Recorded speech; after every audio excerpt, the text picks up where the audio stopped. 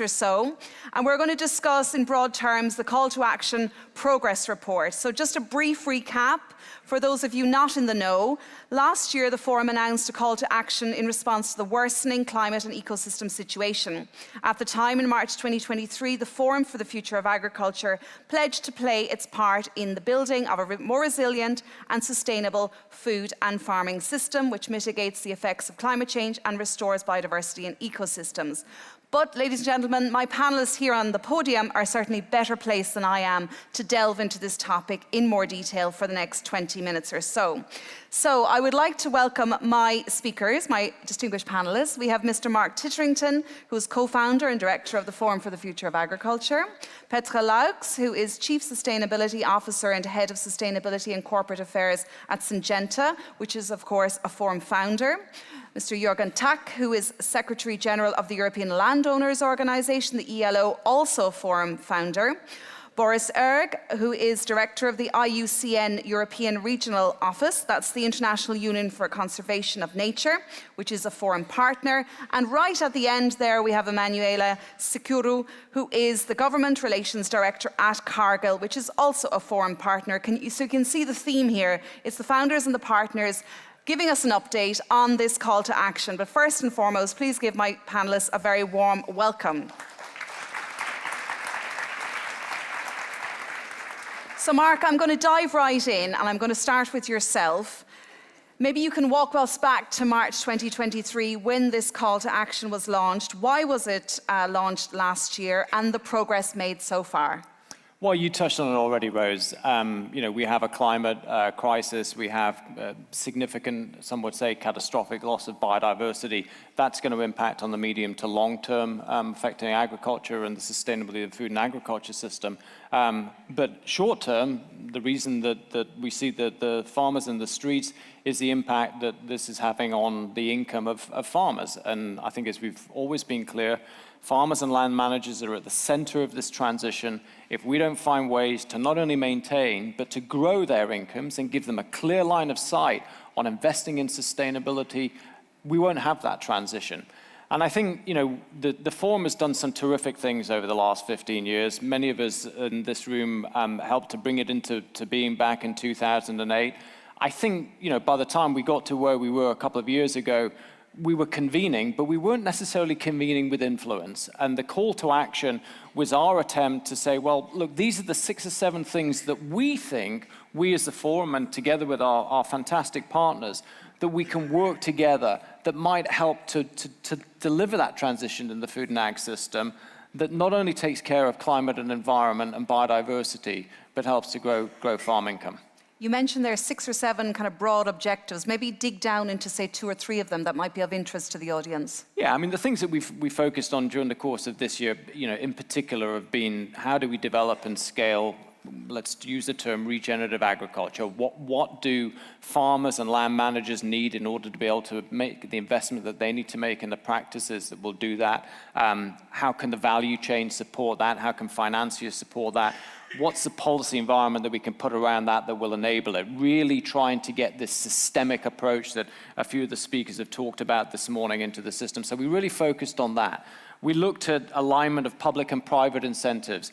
Where is the subsidy system working? Where's it not working? Where can we get private market incentives, whether that is carbon credits? And, just picking up on the discussion this morning, there are farmers, particularly in the US, that are beginning to benefit from carbon claims, $50 to $80 plus a credit. That's a new revenue stream.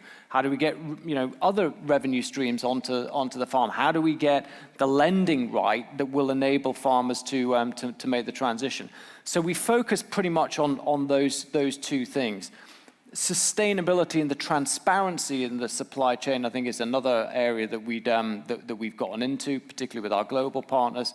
And so I think, we're beginning to progress, but it is only the first year, Rose. Sure. And what about a progress report then as such? Is there something to come back to, sort of a deliverable 12 months later, or where are we with that? Yeah, so we're in the process of finalizing a report back on our first year, which has goes into a bit more detail in terms of a couple of those elements that I just touched on, also the illustrations from many of our partners and what they're doing to contribute in each one of those areas.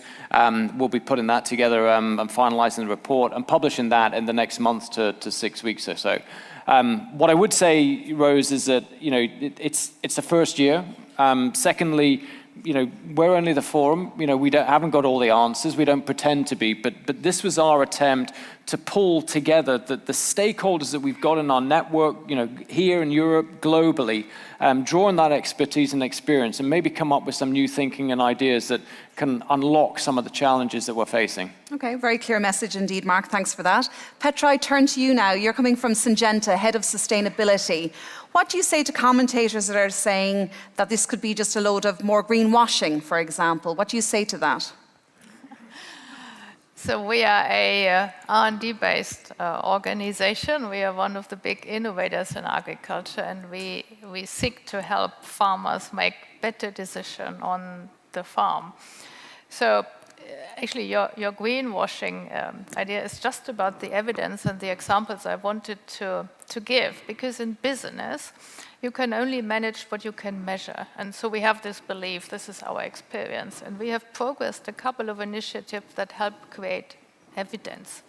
Evidence on biodiversity, because the job is we need to produce much more food for this population, but we need to do it with less impact on the environment, climate, and soil. So this is a tremendous job, and it's very different from other sectors. In energy, you can reduce energy consumption, which is already part of the job. We can't reduce food consumption, right?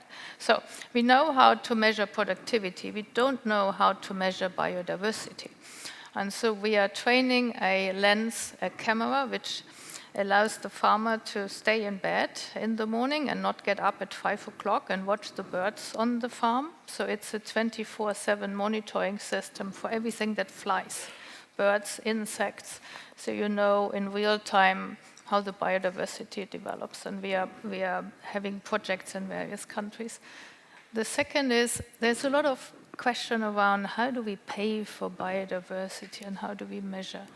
So we have a network of scientists. We did trials in 3 different geographies to understand more what is the impact of biodiversity measures, not only on biodiversity, but also on soil health and productivity. Because we believe if the ecosystem is right, also the crop will grow better. And being able to advise the farmer on this nexus between biodiversity and productivity is really helpful. Thank you for that, Petra. I'm going to turn to you now, Jürgen, and you're coming from the ELO perspective. So what is the ELO doing already in this regard, sort of enabling those 7 objectives or putting those 7 objectives into life, bringing them on stream? Yeah. Well, I have to say, within ELO, 80% of our membership is farmer landowner. And let me explain clearly that those 2 are very clearly linked, and that is very important to say, because for farmer landowner, the land is capital, so you really have an interest to make sure that your capital is protected, and you can only do that with having the right soil health, with having biodiversity on the land. Now, at the ELO, we have been investing the last year quite a lot on a project which is called European Network for Private Land Conservation, which will have its conference tomorrow. We have linked it really to the forum, really to show also our interest to make the best out of biodiversity. And by linking that, let's say, we have been able in the last year to involve more private landowners, farmers, private landowners, to the objective to really reach biodiversity goals on their properties. And I have to say that is going very well. Linked to that, we have the Wildlife Estates label, which is a recognition label for private landowners, and there too we have a serious increase in the last year of private landowners who do show an interest in being actively involved in biodiversity conservation and in conservation in function of climate change. Thank you for that, Jürgen. I turn to you now, Boris. So you're coming from the IUCN perspective. So what do you think is the importance of this call to action? And I suppose for the forum itself, and also in this effort to drive systems change and transform, this global or this noble goal to transform the agri-food system. Yeah, thanks, thanks, Rose, a lot for the question. So if I'm to start with unpacking IUCN, then it would read International Union for Conservation of Nature and Natural Resources. And I'm really kind of, would like to stress that natural resources. We are really concerned with biodiversity conservation, but we are equally so concerned with the use of natural resources and sustainability. And that's why we joined this partnership. We are bringing quite a complementary skill sets and knowledge. We were particularly happy for the call to action. Thanks, Mark, for leadership. And all the partners, it came in the right moment. There was a lot of discussion about food security. I think that call to action shed some light on that. But that said, there are a lot of issues around, and just a recent report of the European Environment Agency actually speaks to that end, that there are a lot of issues around climate change and biodiversity loss and water security and drought and so on and so on. So I think that coming together and trying to find a solution is the way forward. Now, in terms of IUCN doing, quite a few steps in that regard. Happy to hear about his work on understanding relation between food systems, food production, agriculture, and biodiversity. So we are trying to bridge some gap in terms of knowledge and provide a further guidance on how that can be assessed, and also looking into the whole set of issues around nature-based solutions and management and restoration where it's needed. So basically, that's where we are trying to provide some support, and of course to advise policymakers in this very important moment as we are marching toward a policy discussion around agriculture and food. Okay, thank you for that, Boris. So now, Emanuela, if we may touch upon the European elections that are coming up in early June, what sort of messages do you have, like we've heard from some of the policymakers this morning, what message would you have to the European Parliament or to MEPs running in the next election, for example, and how does this CTA feed into that broader discussion when we look ahead to the sort of the future face of agricultural policy? Thank you, Rose. That's definitely a difficult question to answer in such a short time. But what I can say is that the call to action represents for us a partnership. And this is the message that we can bring to the stakeholders, to the policymakers that are coming to Brussels to make decisions. Partners means taking part, taking action. And the call to action is about us coming together and have an action-based approach towards common areas, common themes that we have identified as the most relevant for that transformation. So what I can say about this, especially from a Cargill perspective, for where we sit in the middle of the agro-supply chain, is that to deliver on our purpose, that is to nourish the world for generations to come, we need to address climate and environmental challenges. And to do so, agriculture represents the cornerstone and the core to our action.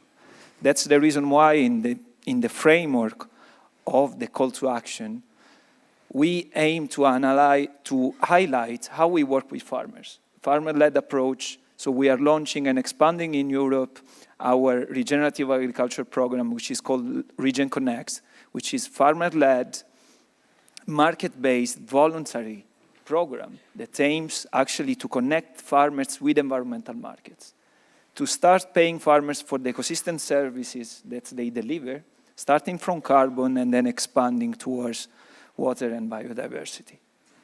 And can I ask you, how is the CTA informing future activities then at Cargill, for example? What sort of future activities are coming up on stream that's directly linked with the sort of the CTA ethos? Thank you, Rose. That's actually something where I can bring also my personal experience. By being seated here, by being participating to the activities of the forum by bringing our business leaders from Cargill to be exposed to the different activities, we actually get challenged by the other members, by the discussions, and we bring these challenges and this motivation and this energy within our own organization. So if you ask me about whether the call to action is influencing, of course it's influencing its partners. And I think we are relevant stakeholders into the agri-food supply chain. Thank you, Emanuela. I'm going to put the same question to Petra. Following on from what Emanuela said there from Cargill's perspective, how is the CTA influencing, let's say, the direction of travel for Syngenta? My job as CSO is actually to steer the innovation to where changes is needed. And what is it that the stakeholders expect? Because we are in a system, agricultural system, which is very misaligned. You know, stakeholders want something different than what is practical for farmers, than what stakeholders are willing to pay for, than what the regulation says. So for us, finding the sweet spot where, through our science, the evidence, we bring the technology, we can make a difference that works for farmers, because it needs to be practical. No farmer gets out of the bed at 5 to count the birds, you know, what I just said before, what is practical, but also where there is a business model behind so that it's sustainable for the farmer, for the innovator, and that leads to the best food. That the most sustainably grown is also the cheapest and not the most expensive. This is the sweet spots we are looking for. Okay, so looking for that sweet spot, Petra. We're all seeking that. Last question to yourself, Mark. I suppose just looking ahead then, what's next for the call to action?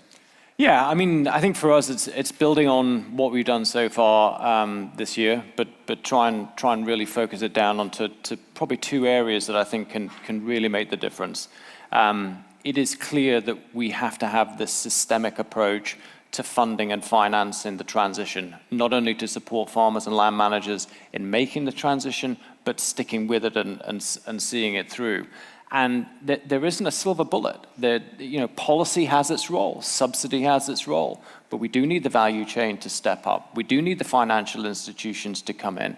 We do need to think creatively about the tax code. We need to look at the revenue streams, the new revenue streams that are coming in, and all of that has to work together. So we'll be taking forward a piece of work on that. And I suppose aligned with that is what can we do about this conundrum of how you value natural capital, and as I think Bella said, put that on the books. So I find myself frustrated, like a lot of people probably in this room. We have protesters in the street, farmers in the street today. We've had civil society protests here before, as Jan has talked about. I mean, nobody's happy with where we are. So we've got to accelerate, and we've got to focus on the things that can unlock this. But the final message I'd kind of leave is, I'm taken back to when we were in Washington last week with a group of many of the landowners that are in the room today. Dan Glickman, the former US Agri Secretary, he said, it's never been a more exciting time to work in food and agriculture. And even if it can feel pretty bleak out there, I fully subscribe to that. This is a great sector, and I think by putting all the minds and the expertise and the experience that we've got together through the forum, we can make a contribution to that. Very positive message indeed, Mark. Thank you for that. Well, speaking of, I suppose, the future of agriculture and I suppose the next generation of farmers, it provides the perfect segue now. We have a certain young farmer, a Mr. Bram van Hikke, waiting in the wings, waiting to join us on stage. So I am now going to invite my panelists to stay where you are. And Bram, if you'd like to join us on stage, just by way of introduction, Bram van Hikke grew up on a dairy and pig farm near Ostend on the Belgian coast, after which he studied both agricultural engineering and European studies in several countries such as his native Belgium, US and Poland. From 2019 until this year, he was president of Groene Kring, the Flemish Young Farmers Organization.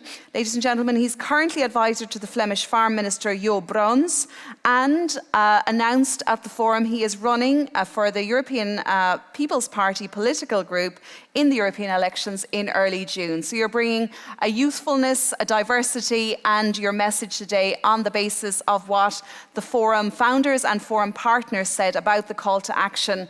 So Bram, we look forward to hearing from you. Go right ahead.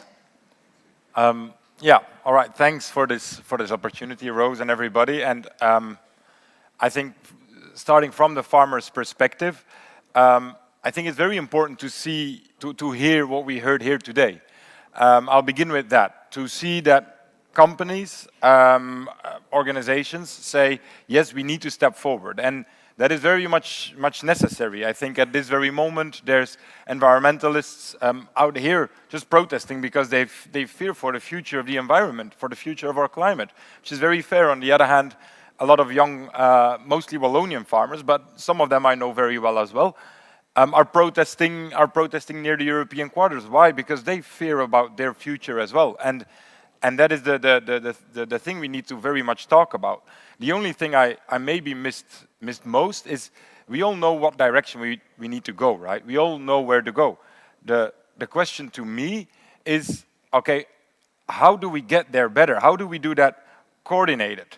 And there I miss maybe even in this panel as well, the government side. Because I see the government jumping in all directions in a way. Of course, we had the Green Deal, very important, very strong message, but that forgot the farmers completely. I hear, and that's not my perspective per se, but I hear from people that are not farmers that the CAP, the Common Agricultural Policy, is forgetting the environment. How are we not able to make those go together? I think that is the big call for certainly the coming Commission, policymakers at the European level from the day after the 9th of June, I'll say, to make sure that those two go coordinatedly, because this is possible. And I've heard talking about funding the transition, making sure companies are in it, making sure investment is going in the right direction. That is true, but that's why you need coordination. You need to get also the farmers to tag along. You need to have the environmental NGOs to see to tell what is necessary in their hand, and to see what is necessary in the farmer's hand, to bring those perspectives together. And that's something I've really missed so far. And if I can have maybe one criticism as well on the call to action, that would be my main criticism on it, that it is not able to make sure that call goes to the government to make farming and nature go together, which it of course inherently does. That would be my main takeaway from this, or my main point to make after this. And this transition then, Bram, in terms of the transition towards a more sustainable food system, you talk about greater coordination, greater, I suppose, collaboration between the partners. So what's your main message then to sort of like, you know, as you said, or as I said in the introduction, you're an advisor to the Flemish minister.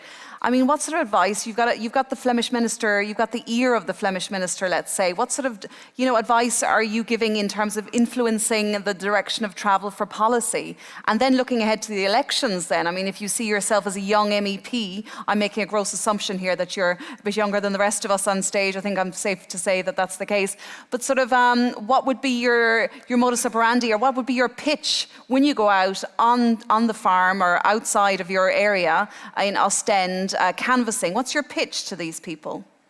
So what I think that both the Flemish minister, but I mean he's also gonna try to get re-elected 9th of June, but that the Flemish minister and I mean the whole European spectrum should do is firstly put dots on the horizon, and maybe that's something the Green Deal was able to do. Put dots on the horizon. We all know now that by 2050 we want to have net zero emissions, which is, I think, very good to have that dot on the horizon. Only it's not enough.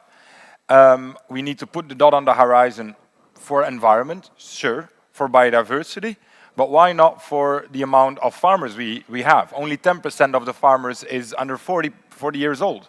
That's, I mean, quite older farming community. We need to put those dots on the horizon as well. And then secondly, we need to make sure that the people that are, maybe strange word in these days, but are the soldiers that really need to solve this, such as farmers, such as our landowners, that they also have the tools and the guidance. And that's what I miss right now in a lot of European policies, where it's very clear where the dots are, it's very clear that you need to get there, and that it's not that clear how to get there. Sometimes it feels like they say, well, I mean, go to Spain, and if you ask, do you have a car available? They say, I mean, you can go by foot, right? And yes, you can, but it's just a very, very far way without any tools. And then changing market systems as well, changing those needs is necessary, more than just saying, oh yes, but we provided some funds in the CAP, or we will provide some funds here. We need to look at those systems as well to provide that guidance for both farmers, landowners, nature conservationists. And I think that is the true call for the policymakers that will make the policy from, let's say, after summer, to provide that guidance as well, and not only the dots on the horizon. Speaking about policy then, Bram, you refer to, I suppose, some of the challenges that farmers face. The whole issue of the administrative burden, okay, so it's a bit of a hot topic at the moment. It's being discussed as we speak in the Agri-Fish Council. You're a dairy and a pig farmer. Is that something that you felt as well? Do you also have cereals on the farm, or is it it's just animal husbandry, is it? We have cereals as well. We have cereals mostly for the animals, Okay. but we have dairy, pigs, and then cereals on the farm. And yes, we see that very much. Maybe it's a bit anecdotic, but lately we had a checkup by the control systems, the Belgian control systems, which we don't mind. It's normal that they come and check whether we follow the rules. But they spend a full afternoon at the farm, and only a half an hour of that full afternoon they spend inside the barns, where we, of course, have to deliver the results. The rest of the time they were checking the books, whether we followed this rule, whether we wrote down this, whether we wrote down that. And we also understand that, but don't you think it's a bit out of proportion there? And I do think it's out of proportion. It's because we now have a government that sees things are not going well and decides to control more, where we need a government that says, okay, those farmers, those landowners, they are, or the people that need to do it on the field. Let's give them the trust. Let's also say where they need to get, and let's help them go there. Because I don't know any farmer that hates biodiversity. I don't know any nature conservationist that hates farming. They can collide together. We just need to help them collide together. And we will always need rules that need to be checked by administrations. Nobody likes that. But I think we slipped towards somewhere now where we have too much rules and not enough trust in the people that can really do it. Mm-hmm. Okay, thank you for that. Thank you for that.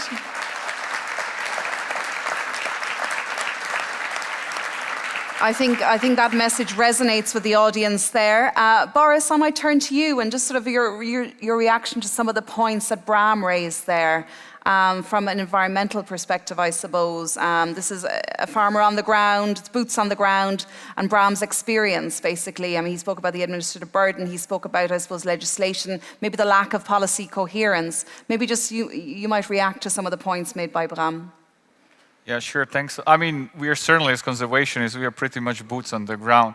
But what we can really do, and it's really looking into it, having more a people-centered approach and take on that.